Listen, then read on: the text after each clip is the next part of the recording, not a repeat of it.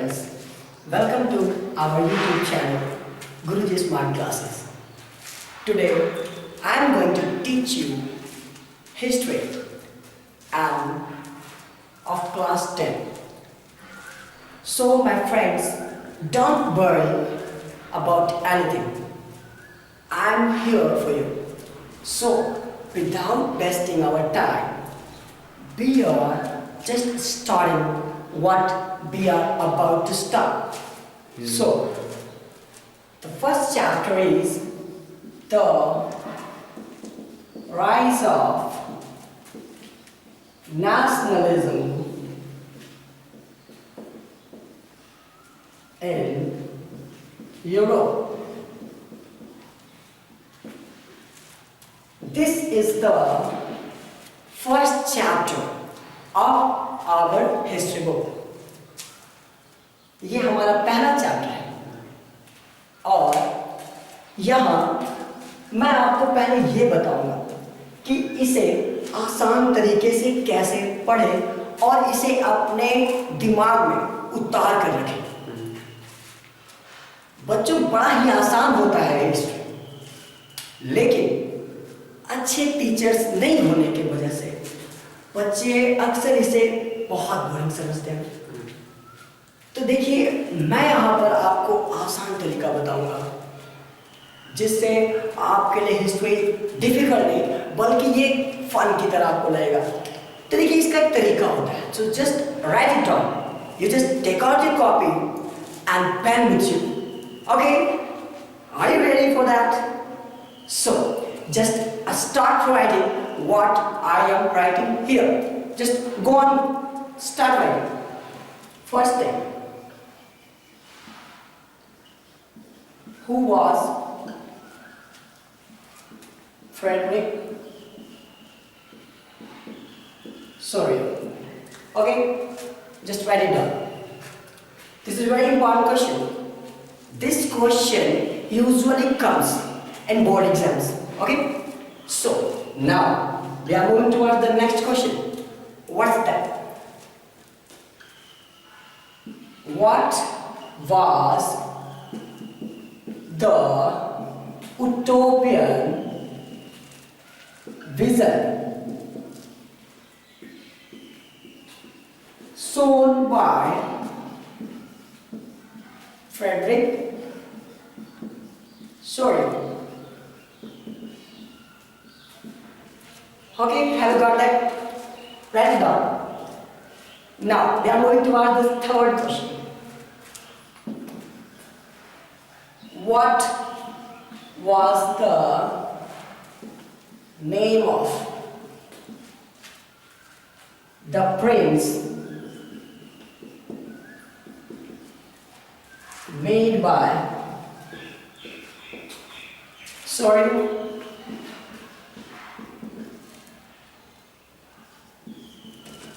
So, first of all, you write these three questions in your copy and you take your time, you just write it down.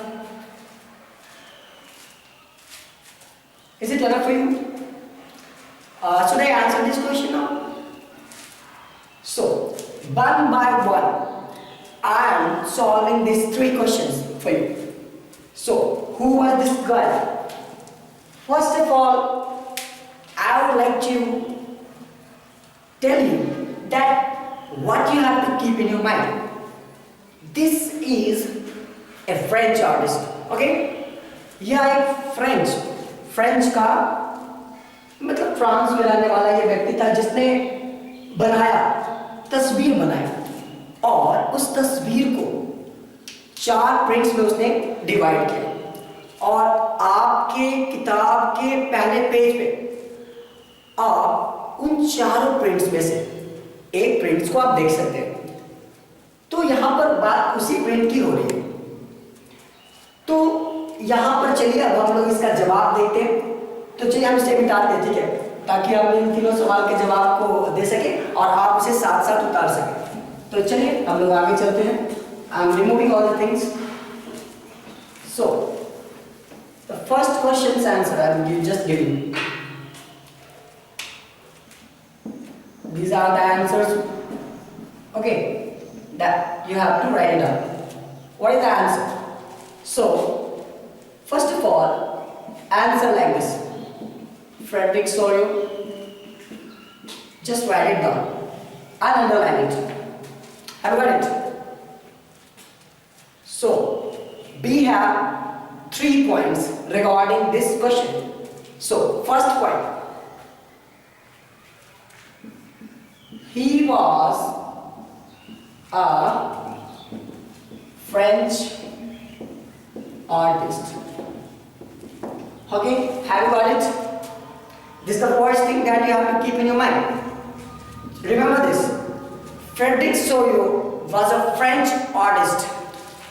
अगर 1 number का question अगर आता है तो आप अगर इतना भी अगर लिखोगे तो आपको वहां पर वो मार्क्स देने के लिए मजबूर हो जाएगा. ठीक है, तो चलिए ये पहला पॉइंट था. दूसरा point, he prepared a series of 4 prints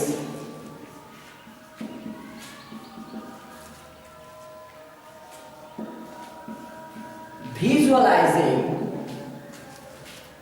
his dream of world visualizing his dream of social and democratic republic. So just we are writing it down. Write it down with me. Social and democratic republic. Have you got it? These 2 points you have to keep in your mind. So if you write these 2 points, आपको कहीं पर भी वो आपका number नहीं काट सकता. अगर आपने ये 2 पॉइंट्स अगर लिखा आपने फ्रेडरिक सोरियो के बारे में तो कहीं पर भी आपका नंबर नहीं कटेगा. और अगर आप अपने सवाल को और ज्यादा क्लियरिटी देना चाहते हैं तो आप करो क्या, यहां पर उस ईयर को डालो. तो चलिए बढ़ जाएगा थोड़ा सा. इन 1848 this was the year when this print was completed. So I think just write it down. And once again, I'm trying to make you understand this thing. Frederick Sorio was a French artist and he prepared a series. Series means what? Series means 1, 2, 3, 4. They're just, it's not one, एक नहीं है, वो 4 print बनाए थे उसने, जिसमें से एक तस्वीर को आपके किताब में उसने दिया और बाकी 3 तस्वीरें अगर आप देखना चाहते हैं तो उसे आप ये आप देख सकते हैं गूगल पे सर्च करके, वो तीनों चीज़ें आपको मिल जाएंगी. लेकिन वो इम्पॉर्टेंट नहीं है, ये तस्वीर ज़्यादा इम्पॉर्टेंट है क्योंकि इससे सवाल का जवाब आता है, मतलब सवाल पूछे जाते हैं बोर्ड एग्जाम्स में. Now second thing, in 1848 he prepared a series of 4 prints. 4 प्रिंटों का सीरीज था. Visualizing his dream, उसने अपने स्वप्न को, ठीक है, दर्शाया था उसमें. और उसका स्वप्न क्या था? Social and democratic republics. World made up of social and democratic republic. ठीक है? Is it clear? Now we are moving towards the next question. And this question is very, very, very essential for you. It will take a little space, more space than this question.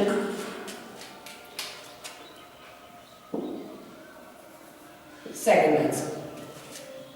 Utopian vision of Frederick Sorio. This was the question. So, again, we will put a heading here. Again, we will put a heading, okay, like this. Utopian vision shown by Sorio.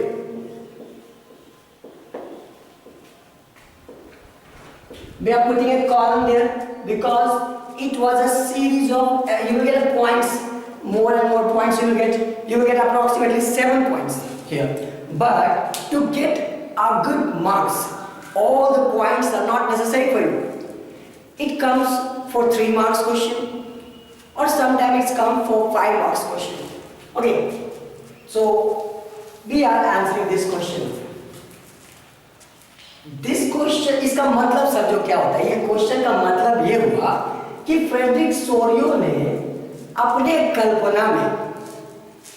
कल्पना में क्या देखा था, दिखाया था लोगों को, क्या दर्शाया उसने उस तस्वीर में, वो देखेंगे।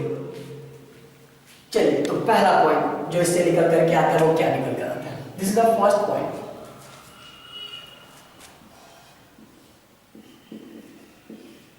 In the picture, people of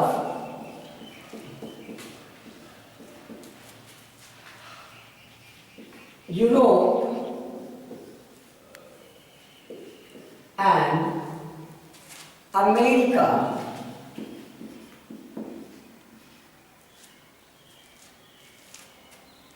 they are on a march, they are on a journey। वो एक, पहले आपको समझिए थोड़ा सा, इस पिक्चर में क्या देखेंगे, यूरोप के और अमेरिका के लोग को आसानी से हम लोग पहचान पा रहे हैं। कैसे पहचान पा रहे हैं, तो उनके नेशनल कॉस्ट्यूम से और उनके नेशनल फ्लैग्स। दूसरी चीज को हम यहाँ पे लिखेंगे, in the picture people of Europe and America could be identified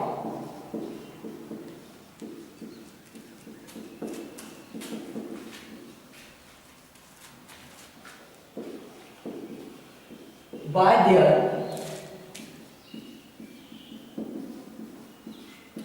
national costume and national flag।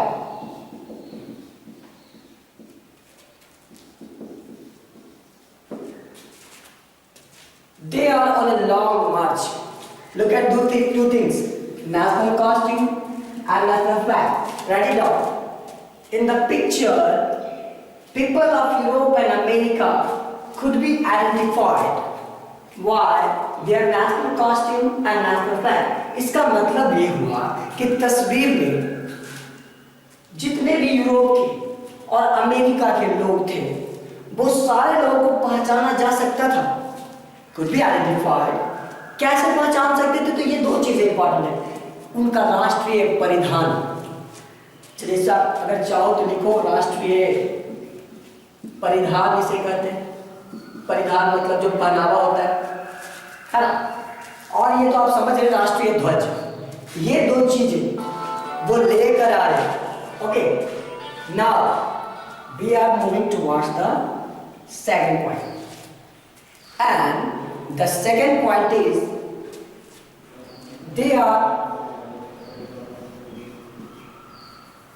they were seen as marching towards Statue of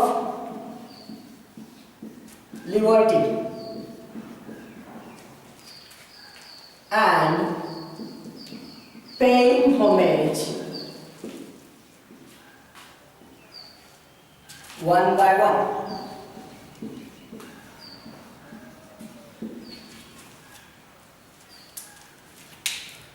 As I told you, there were people of Europe. It means Europe has a lot of countries and all people are on a long march। March means पैदल यात्रा करना। पैदल यात्रा करते उनको तस्वीर में देखिए, ये चीजें ये रियल चीजें नहीं है। पहले आप ये समझो, ये कोई रियल चीज नहीं है, ये बस एक कल्पना है, ये एक इमेजिनेशन है उस कलाकार की जिसकी बात हम कर रहे हैं।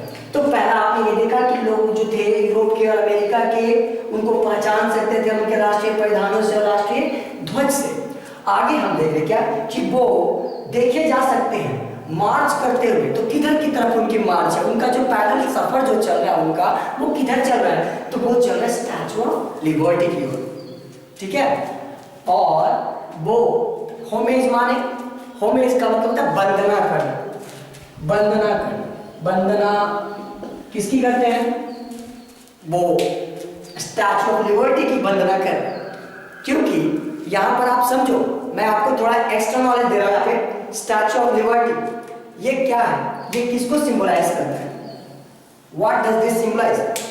तो ये जो है ये एक फीमेल स्ट्रक्चर होते हैं जिसके एक हाथ में, तीसरा पॉइंट हमारा वही होगा, this will be the third point. So you might have written these two points, I'm just erasing this to write for the third one, okay? So just write it down with me. You don't worry, I am here, okay? Whatever be the problem, you can use the comment section, okay? Use the comment section if you have any trouble, any problem, okay? You just put there any problem. Now we are moving towards the third point. This is the third point where we could find the characteristic of this Statue of Liberty. Statue of Liberty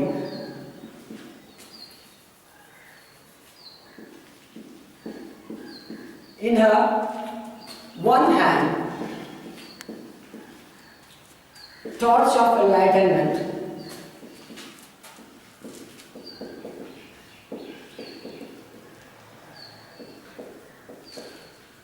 and other hand holds the charter of rights of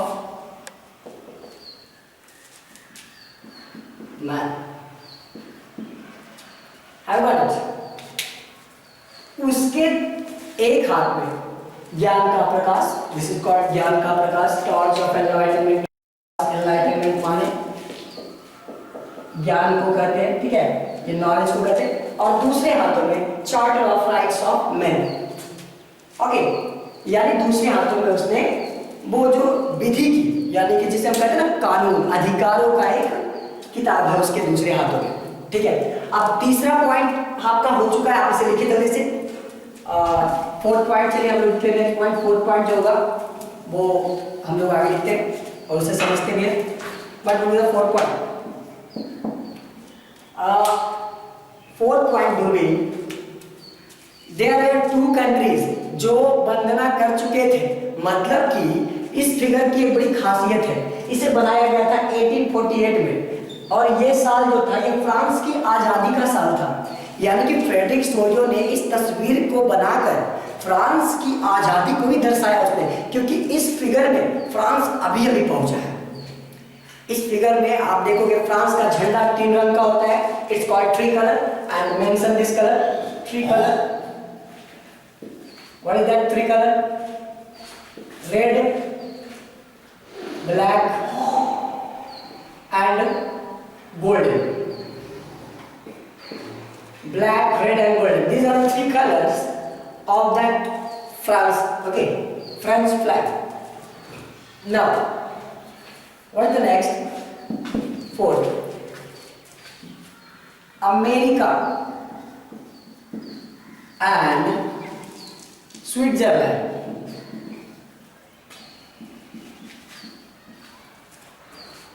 passed the statue.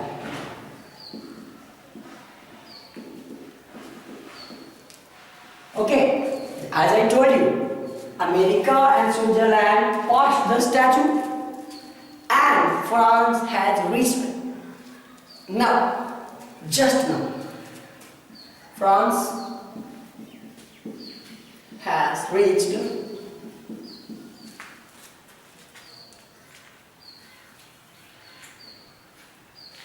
now. Okay. So here we have got the 4 points. Now there is one more point and I will pack it down, okay? Because you need not to go so much long, okay? The 5 points is enough for you. So what will be the 5th point? And who is after that? Who first of all write it.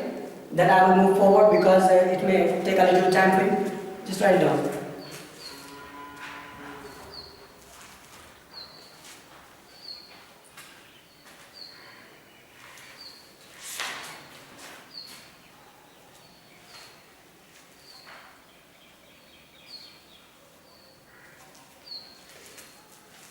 Till this time, have you got it?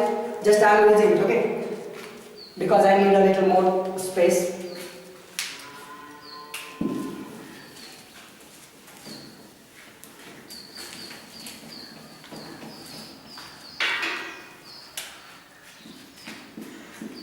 Germany, Kingdom of Two Sicilies,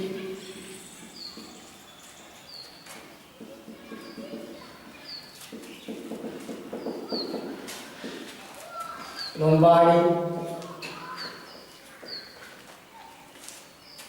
Austria, and remaining all. Okay. So France अभी अभी पहुंचा, जैसा कि मैंने आपको बताया France पहुंच करके वंदना कर रहा है स्टैचू ऑफ लिबर्टी की इस तस्वीर में। उसके पीछे फ्रांस के जस्ट पीछे जर्मनी है, जर्मनी के पीछे किंगडम ऑफ टू सिसिलीज है, उसके पीछे लोम्बार्डी है। मैं आपको यहाँ पे बताना चाहूंगा किंगडम ऑफ टू सिसिलीज और लोम्बार्डी ये दोनों जो है वो एक देश के हिस्से आज हैं, लेकिन उस वक्त तक ये दोनों देश नहीं बन पाए थे। लेकिन और एक बात और मैं आपको बताऊं, जर्मनी जो यहाँ पे नाम मैं देख रहा हूँ, जर्मनी उस वक्त तक नेशन स्टेट नहीं बना था। तो देखिए इसी वजह से इस तस्वीर में हमने इस वर्ड का इस्तेमाल किया है, यूटोपियन वर्ड के इस्तेमाल करने का पीछे हमारा रीजन ये है कि देखिए उसकी कल्पना को, जर्मनी नेशन स्टेट बना नहीं था, ये राष्ट्र बना नहीं था, उसके बावजूद भी जर्मनी को दर्शाया गया। ये एक दूरदर्शिता है, एक विजनरी थाउट था उस पेंटर का जो बाकी में काबिले तारीफ है। So and Austria followed after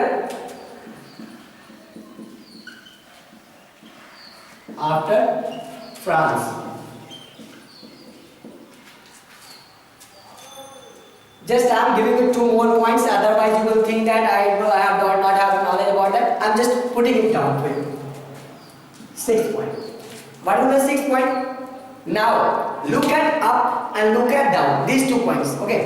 When you look at the upper side of the picture, you will get Jesus Christ. You will get the sages. You will get angels. Okay. 3 things. Jesus, Isa Masih की तस्वीर बनी हुई है वहां पे, आप देखिए। उसके साथ कुछ साधु लोग हैं, संत जिन्हें कह सकते हैं, और तीसरी जो है परियम, the angels. You could find all those floating in the sky because this is the divinity. इसे कहते हैं divinity, कहते हैं इसे। divinity का मतलब होता है कि ऐसा लग रहा हो जैसे कि इस पूरी घटना को होते हुए भगवान देख रहे हैं और उन लोगों को आशीर्वाद दे रहे हैं। ये दिखाना चाहता था पेंटर कि इसमें भगवान का भी यही मर्जी है कि God also wants the same thing. So, moving towards the next point, write it down. Ever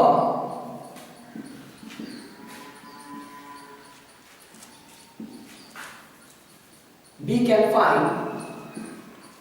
could find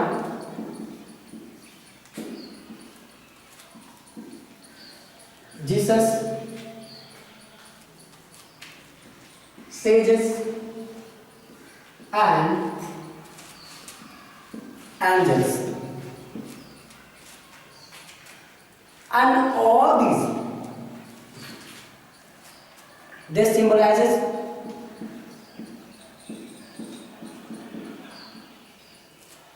fraternity.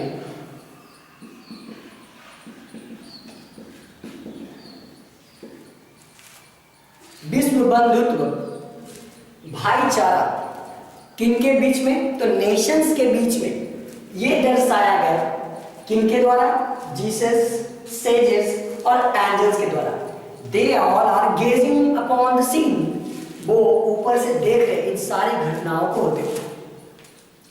Now the seventh one, मैं आपको नीचे की बात की थी मैंने आपको तो नीचे क्या है, तो देखिए यहां पर क्या हुआ था, यहां पर सारी धारणाएं, सारे स्टीरियोटाइप्स ध्वस्त हो चुके थे, नष्ट हो चुके थे।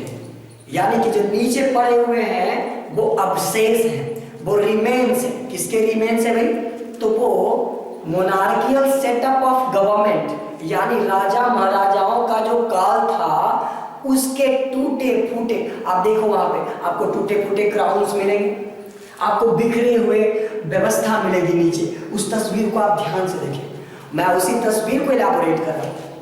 So what's next, remains of absolutist institution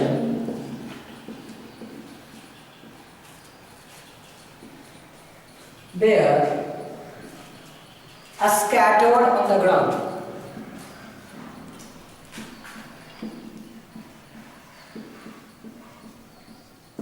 Now it's over now. So we have completed 2 questions, and once again you just figure it out. It's very easy to understand. Pick up any 5 points and you go and answer the question. I'm sure nothing could stop you. These 2 questions having a different kinds of elaboration. So write it down.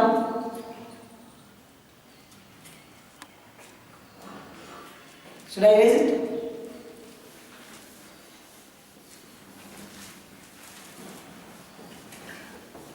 Now moving towards the 3rd question. What was the name of this painting?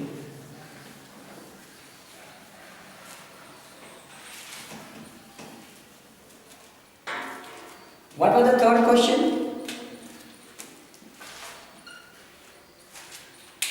So, the name of the print was very easy, and the print's name was The Dream of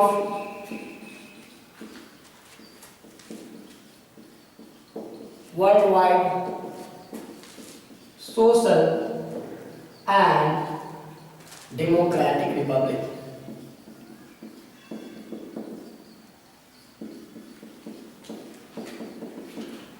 This is the name of the painting, okay? So just write it down. You can use that word, the name of the painting, you can add it here. The name of the painting is The Dream of Worldwide Social and Democratic Republic. Have you got it? Should I add it? You can do it. I know. So now moving towards 3, 4 and 5. 3 तो हो गया ना, 4, 5 और 6 को देखते हैं हम लोग। ठीक है, आगे चलेंगे।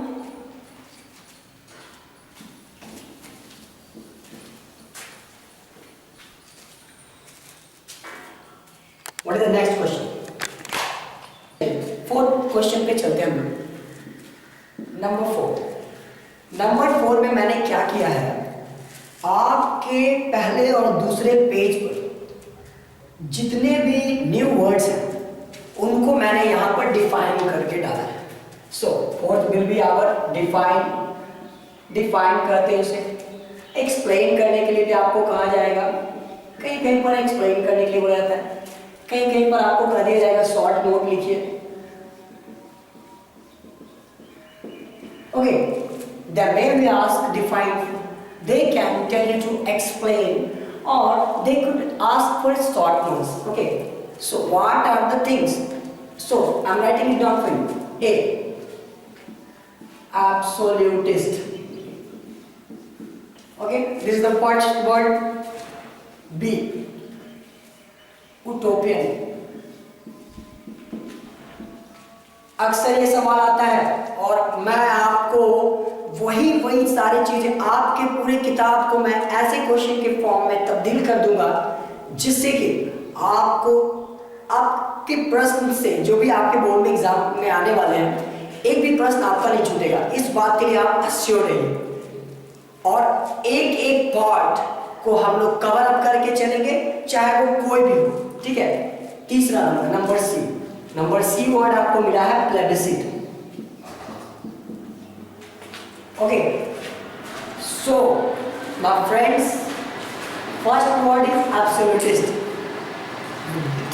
चलिए हम इसका हिंदी मतलब पहले समझ लें। हिंदी मतलब समझने से क्या होता है, हिंदी मतलब समझने से ये होता है कि आपके लिए ये शब्द थोड़े आसान हो जाते हैं, थोड़े आसानी से आप इसे समझ पाएंगे। ठीक है, तो हम इसका हिंदी मतलब मैं पहले आपको बता दूं। चलिए इसे लिखिए, हिंदी मतलब आप लिख लो। एब्सोल्यूटिस्ट कहते हैं निरंकुश सरकार। अब भैया निरंकुश आपको समझ नहीं आ रहा, आपने इंग्लिश मीडियम में पढ़ाई किया है, आपको लग रहा है निरंकुश क्या है। चलिए मैं आपको सब कुछ बताऊंगा, जब इसे डिफाइन करेंगे तो ये ज्यादा क्लियर होगा। उटोपियन का मतलब होता है आदर्शवाद, कह सकते हैं इसे। आदर्श, ये भी आपको नहीं समझ आ रहा होगा आदर्श क्या है, these all things are just, पर आप मतलब समझो। आगे देखो, इसका मतलब होता है जनमत संग्रह। क्या होता है बोलिएगा, जनमत संग्रह। देखिए तीनों बड़े ही कठिन शब्द हैं, आपको लग रहा होगा मैं क्या पढ़ रहा नहीं पढ़ रहा, मैं आपको इन सारे चीजों को आसानी से समझाने का कोशिश करता हूं। चलिए तो आप लिख ले इसे, चलिए बारी बारी से समझाना शुरू करें। तो चलिए सबसे पहला आप समझाते हैं इस वर्ड को, एब्सोल्यूटिस्ट, है ना। तो चलिए लिखिएगा साथ साथ मेरे, आप लिखते चलिए बिना समय गवाए हुए। ए system or a form of government,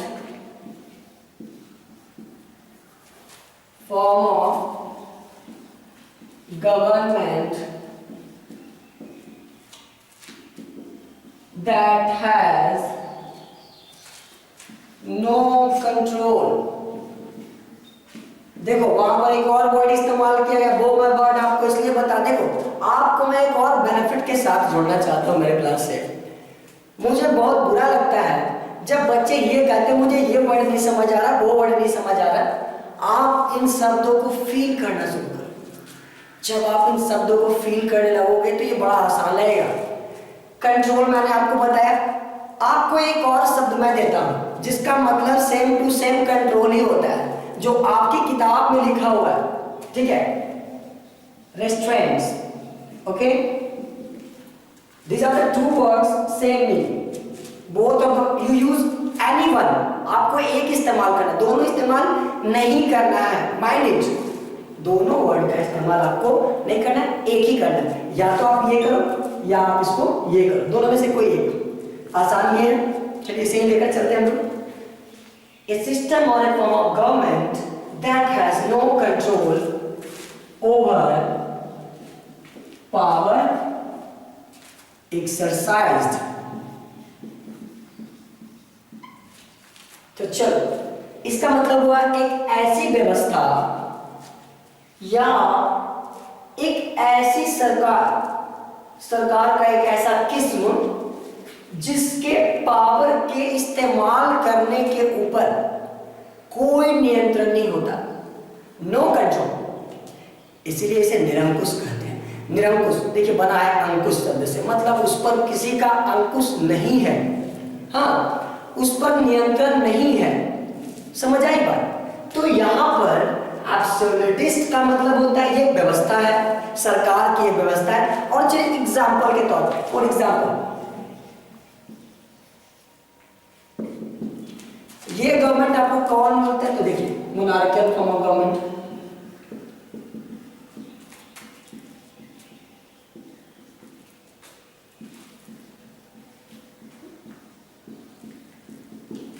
हाँ तो देखिए यहां पे क्या है कि आपको मोनार्कियल फॉर्म ऑफ गवर्नमेंट में आपको ऐसी सरकार मिलती है जो अपने शक्तियों के ऊपर लापरवाह होता है, मन से जैसे मन किया वैसे उसको चला लिया बस, ठीक है। तो चलिए उतारिए आपने।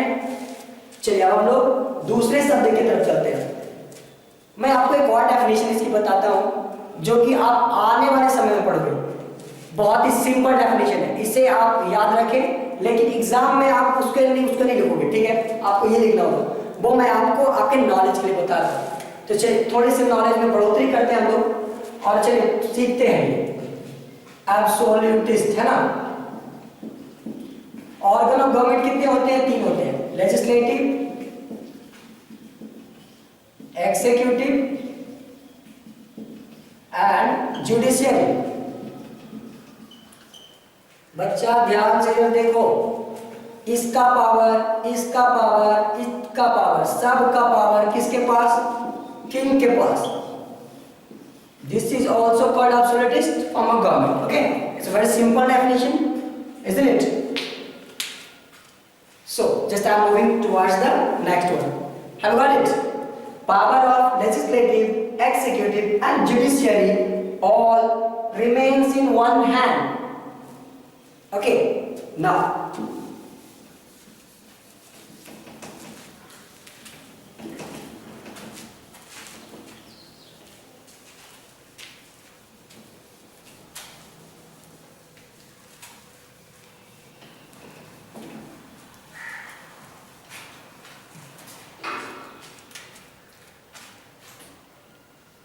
B.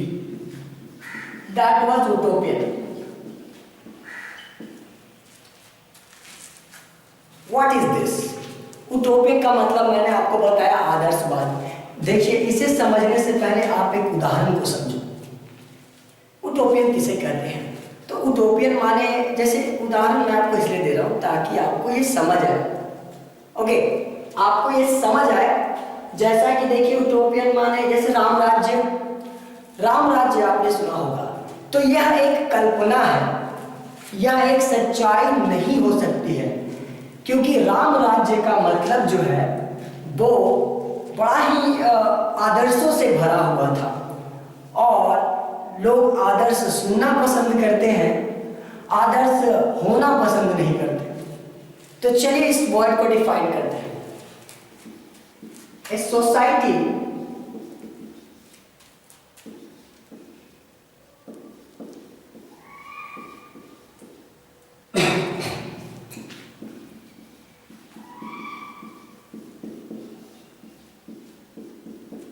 which does not actually or likely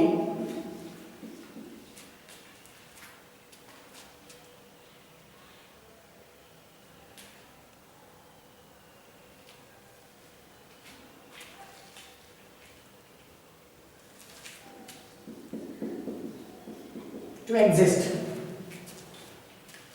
It's a that kind of society. ये ऐसे सोसाइटी है जो वाकई में एग्जिस्ट ही नहीं करता, इसकी बस एक कल्पना की जाती है। It's totally imaginary. Okay, have got it? This is very easy for you to define.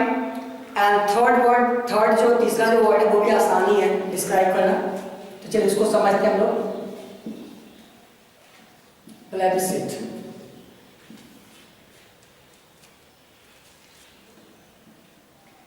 Plebiscite, when people collectively say yes or no. Okay, when people participate in the decision making process and they say collectively yes or collectively no. मतलब ये हुआ कि यहाँ पर जनता क्या करती है, सामूहिक रूप से जवाब देती है यस या नो। समझ आई बात? चलिए इसे पहले लिख कर देखते हैं, उसके बाद मैं आपको समझाने की कोशिश करूंगा।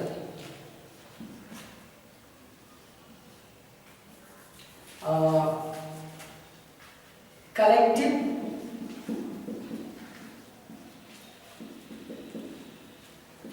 voting as one.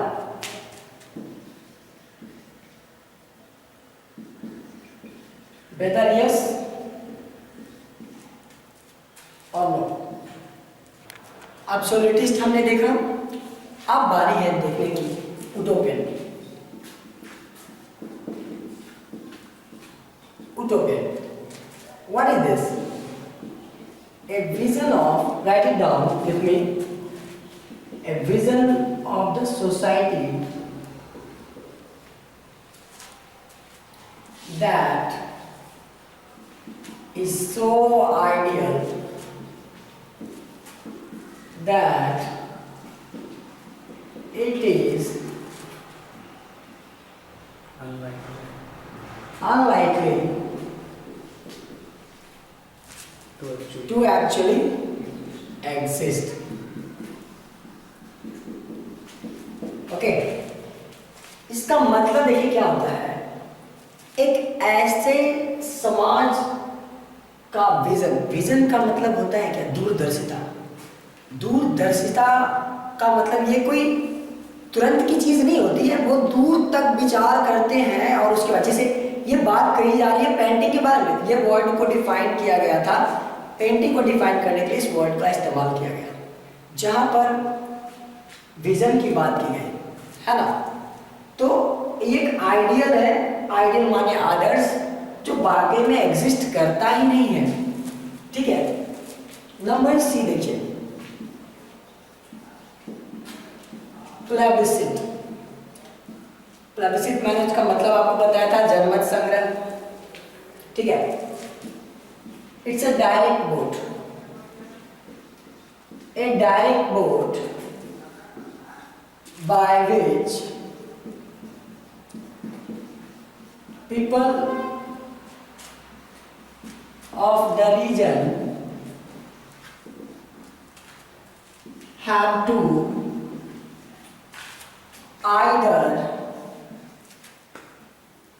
either accept or reject the proposal.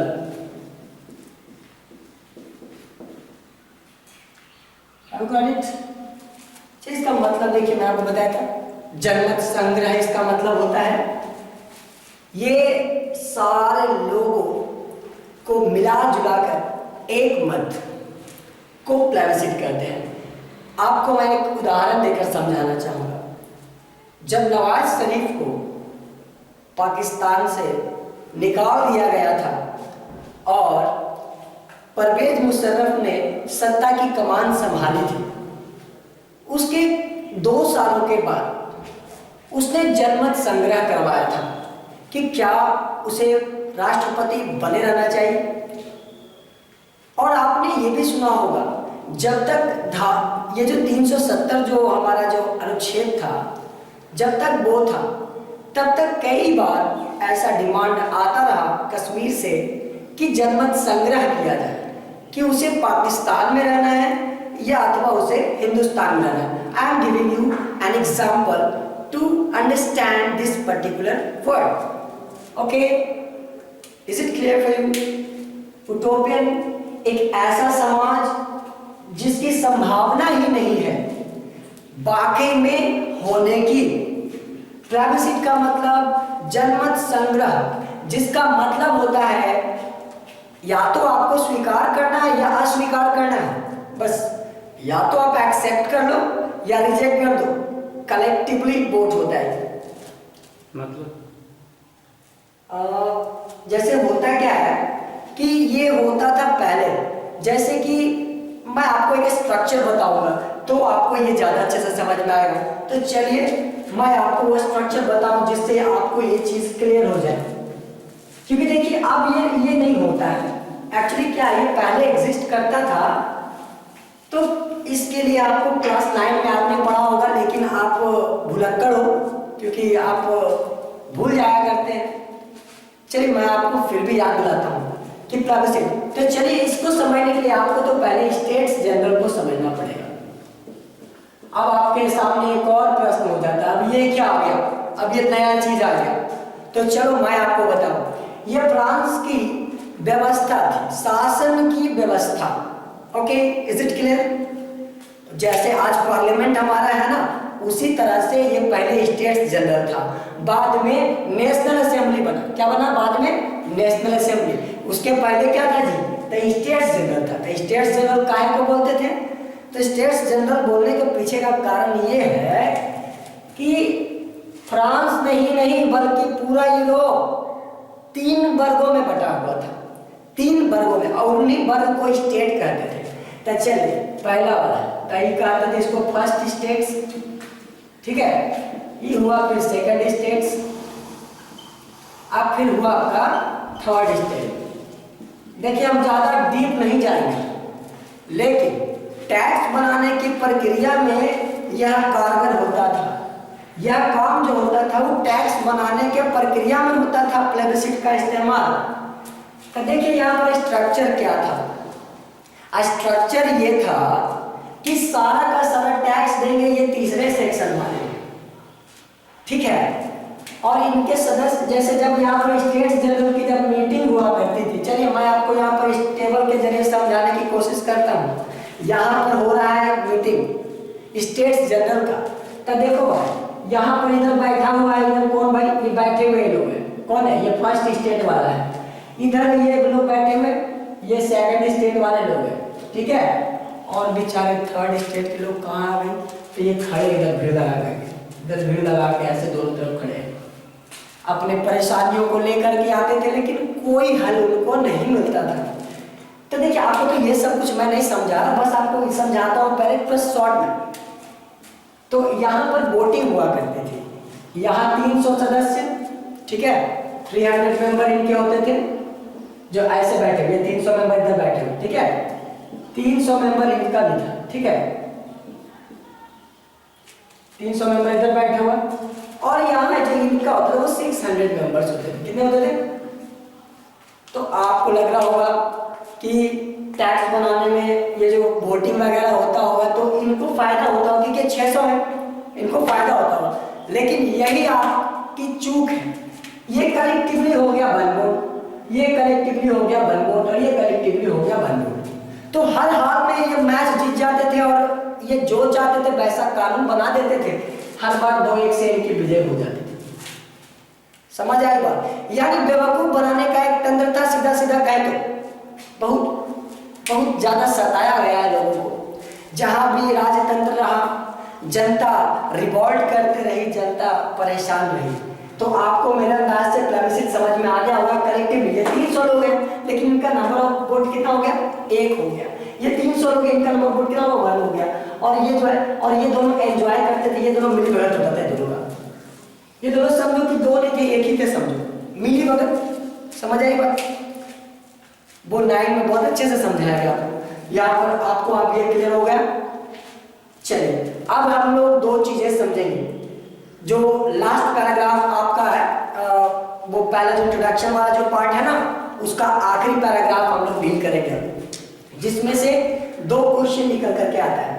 आपने लिख लिया होगा शायद से, मैं ऐसे रेज कर रहा हूँ।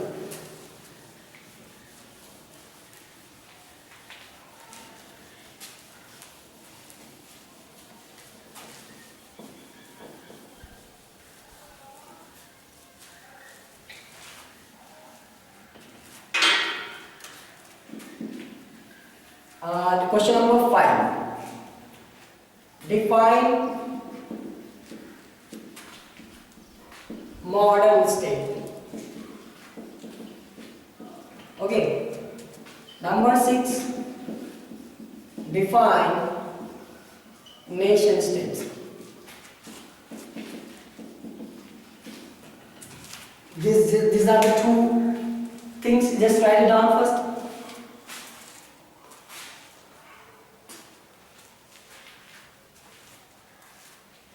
So, I'm defining the first one. 5. Okay. Just write it down.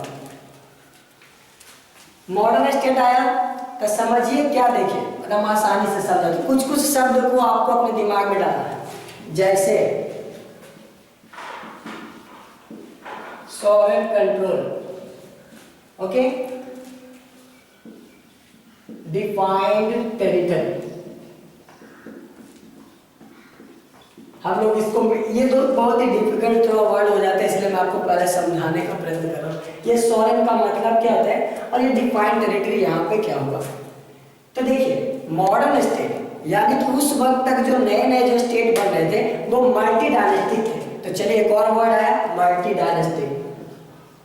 Multi, घबराइए नहीं, मैं आपको यहाँ पर इसका पूरा का पूरा डेफिनेशन भी लिख कर दूंगा, थोड़ा सा सब्र करें।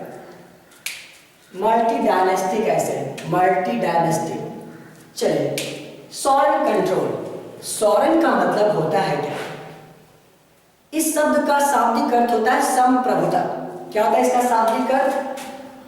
संप्रभुता। अब देखो ये बड़ा भयंकर वर्ड लग रहा है, संप्रभुता, व्हाट इज दैट? ओके, है ना? लेकिन ये ऐसा कुछ है नहीं। इसको आसानी से अगर अंग्रेजी में अगर हम लोग इसको कहें अगर, तो इसका मतलब क्या होगा कि एक कंट्री और anyone who does not have any outer effects or inward effect, मतलब nothing, no one is pressurizing him, किसी के प्रेशर में ये नहीं रहेगा, ना तो आंतरिक दबाव है, एक्सटर्नल प्रेशर ना है, ना ही आउटर प्रेशर है, उसे सॉवरेन कंट्रोल। जैसे हमारा आप लोग पढ़ते होंगे India is a sovereign country, तो इंडिया भारत संप्रभु राष्ट्र है, मतलब कि भारत को ये नहीं कहेगा कोई दूसरा देश की नहीं तुम ये करो, कोई फोर्स नहीं डाल सकता, क्योंकि हम अपने आप को अनाउंस कर रहे हैं कि हम संप्रभु हैं। और देखो आपको मैं और अच्छे से समझा देता हूँ शब्द को, क्योंकि ये बहुत परेशान करने वाला शब्द है।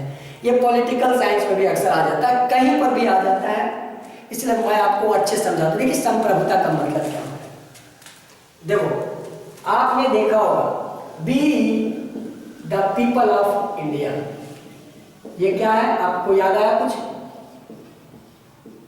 ये प्रियम्बल का हिस्सा है ना जी, ये प्रियम्बल का हिस्सा है। आगे मैंने बताऊंगा, बस इतना सही आपको सब प्रभु समझ आ जाएगा, इसलिए मैं आपको आगे नहीं बता रहा। ये देखो ये बी, देख रहे हो, ये होता है संप्रभु का मतलब। I am defining what I want to do,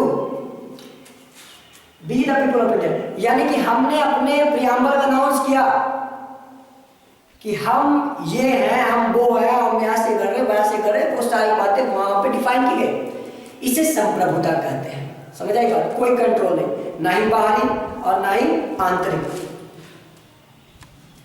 अब देखिए मल्टी डायनेस्टिक, मल्टी डायनेस्टिक का मतलब क्या होता है? बहुत सारे डायनेस्टी मिले जुले, छोटा छोटा राज्य था, मतलब जैसे कि देखिए अगर हम बात करें जर्मनी की, अगर हम बात करें इटली की, अगर हम बात करें स्विट्जरलैंड की, तो ये सारे के सारे जो कंट्री थे ये बटे हुए थे, छोटे छोटे टुकड़ों में बटे हुए थे। समझ आएगा? तो उसे ही हम लोग कहते हैं multi dynastic.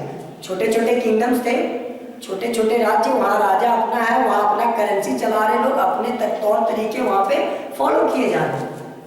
Defined territory, defined territory का मतलब होता है कि एक फिक्स्ड क्षेत्र। समझ आई बात? एक निश्चित जो एक क्षेत्र है, घेराबंदी, वो आप कहते उसको बांध देते थे, मतलब यहाँ से यहाँ मेरा देश है, हाँ ये अब हो गया मॉडर्न स्टेट। सीधा सीधा ये समझो, जमीन वाला, जमीन अंदर से कोई फीलिंग्स का कोई मतलब नहीं, कोई मकसद नहीं फीलिंग डेवलप करने का, ये सीधा सीधा जमीन पे ग्राउंड करता था। कितना बड़ा जमीन है आपका, कितना बड़ा आप कब्जा करके उसको राष्ट्र बना दिए, ये था मॉडर्न स्टेट। समझ आई बात? तो चलिए अब इसको डिफाइन करते हैं, जल्दी से थोड़ा लिखिएगा, समय बहुत ज्यादा बर्बाद हो रहा है। चलिए तो इसे लिखिएगा, a modern state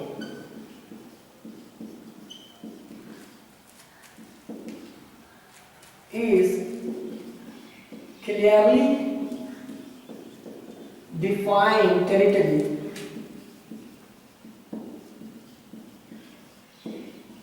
having sovereign control over multi-dynastic people.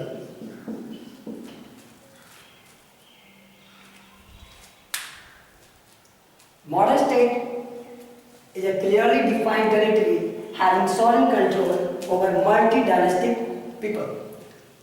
Have you got it? Now, we are moving towards the next one.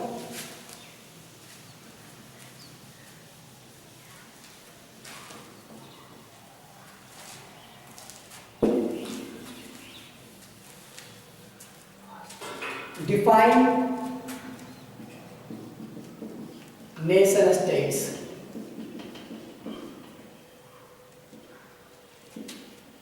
अब देखो यहाँ क्या है, नेशन स्टेट्स, नेशन स्टेट ये अक्सर पूछ दिया जाता है बहुत बार, ये इम्पोर्टेंट सवाल से मैं VVI के सेक्शन में डालता हूँ, बहुत ही इम्पोर्टेंट क्वेश्चन अक्सर पूछ लिया जाता है।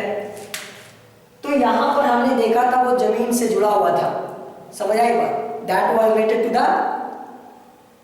Territory, but this depends upon the feelings, this depends upon the common culture. Okay, so what words have to keep in your mind? Commonness, okay, collective belonging,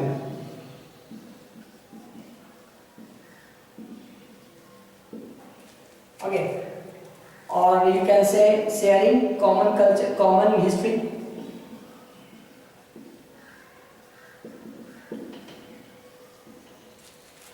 So यहाँ पे क्या होता है कि लोगों का वैसा समूह जो एक ही भावना से जुड़े हुए होते हैं। Everyone is connected with a similar feeling। जैसा कि जब हमारे राष्ट्र का निर्माण हो रहा था तो आज सारे के सारे लोग, चाहे वो मुंबई के हो, चेन्नई के हो, अगर मुंबई चेन्नई का IPL मैच चल रहा हो तो भले ही आप मुंबई को सपोर्ट करो या कोलकाता को सपोर्ट करो या किसी को भी सपोर्ट करो, लेकिन जब इंडिया और पाकिस्तान या इंडिया ऑस्ट्रेलिया का मैच होता है तो चाहे आप चेन्नई में रहो, चाहे आप कोलकाता में रहो, आप कहीं रहो, you will support India. This is what a nation means, connect similar feelings. Like जैसे राष्ट्रीय ध्वज हमारा, राष्ट्रीय गान हमारा, राष्ट्रीय पशु, राष्ट्रीय पक्षी, ये चीजें जो होती है ये जोड़ने का काम करती है। समझ आई बात? तो ये जुड़ा हुआ था किससे? This was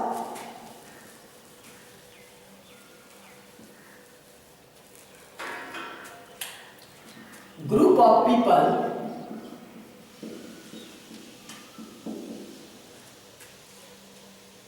sharing same history or descent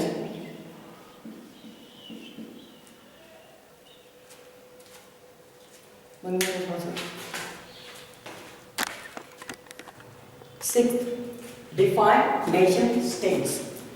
This is very important question. So, आप वहां पे VVI लिखे से, ये बहुत इंपॉर्टेंट है क्योंकि देखिए इसका मतलब होता है राष्ट्र और राज्य। अब देखो भाई, आपको लग रहा होगा राज्य और राष्ट्र दोनों एक साथ इस्तेमाल किया गया है, तो देखिए यहाँ पे परेशान मत होइए क्योंकि राष्ट्र और राज्य में कोई अंतर नहीं है, दोनों एक ही होता है। ठीक है, कहीं कहीं पर एक बड़े देश को जब हम लोग बांटते हैं तो उसका छोटा हिस्सा जो होता है वो कहलाता है राज्य या प्रोविंस कहलाता है, उसका अलग अलग वो अलग चीज है। लेकिन यहाँ पे हम डिफाइन करेंगे नेशन स्टेट को, तो देखिए इसको डिफाइन करते हैं। A nation state was one in which majority of its citizens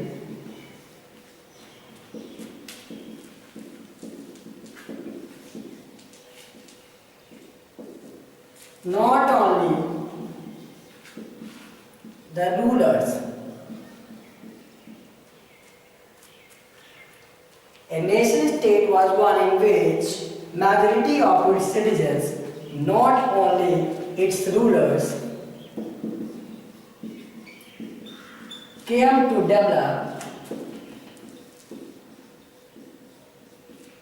a sense of collective belonging। चलिए अब इसको थोड़ा सा हिंदी में समझ लेते हैं, इसका मतलब क्या हुआ। राष्ट्र राज्य उसे कहते हैं जहां पे जितने लोग रह रहे हैं उनकी एक बहुत बड़ी आबादी, उनमें से बहुत बड़ी आबादी और साथ ही साथ रूलर्स, ये सब मिलजुल के कौन सी, ये इसका मतलब होता है भावना की बात कर रहे हैं, भावना कैसी भावना? तो सामूहिक, यानी कि सामूहिक संबंध, मतलब एक ऐसा संबंध जो एक दूसरे के साथ स्थापित हो रहा था। यानी ज्यादा से ज्यादा लोग जो है वो क्या कर रहे हैं, कलेक्टिव बिलोंगिंग, मतलब सब कलेक्टिव बिलोंगिंग। जैसा कि मैंने आपको बताया एग्जांपल के तौर पे, फ्लैग हो गया, नेशनल एंथम हो गया, फिर जितनी भी राष्ट्र से जुड़ी हुई चीजें होती है ना उसको कलेक्टिव बिलोंगिंग कहते हैं। हमारे यहाँ कलेक्टिव बिलोंगिंग अगर गिनती करें तो जन गण मन, वंदे मातरम, आपका वो राष्ट्रीय ध्वज तिरंगा हमारा, ये सब कलेक्टिव बिलोंगिंग है, क्योंकि जैसे हम उनको देखते हैं हम उनके प्रति रिस्पेक्ट करते हैं। तो ये कंप्लीट हो गया। जितनी भी चीजें आपको बताई गई, मतलब क्वेश्चन नंबर 1 to 6 तक मैंने जो आपको बताया है उसका पीडीएफ अवेलेबल है हमारे टेलीग्राम चैनल पे। टेलीग्राम जो कि guru_g_smart_classes। ओके, फर्दर आप हमारे फेसबुक पेज से भी जुड़ सकते हैं जिसका नाम है Guruji smart classes, user name @smartguru1911। हमारा इंस्टाग्राम पेज है, आप हमें यहाँ भी ज्वाइन कर सकते हैं, गुरुजी स्मार्ट क्लासेस। अगर इतने में भी अगर आपके प्रॉब्लम सॉल्व नहीं हुए अगर, तो आप डायरेक्टली हमें व्हाट्सएप कर सकते हैं अपने प्रॉब्लम्स के साथ, और हमारा नंबर है 9507864384। Thank you.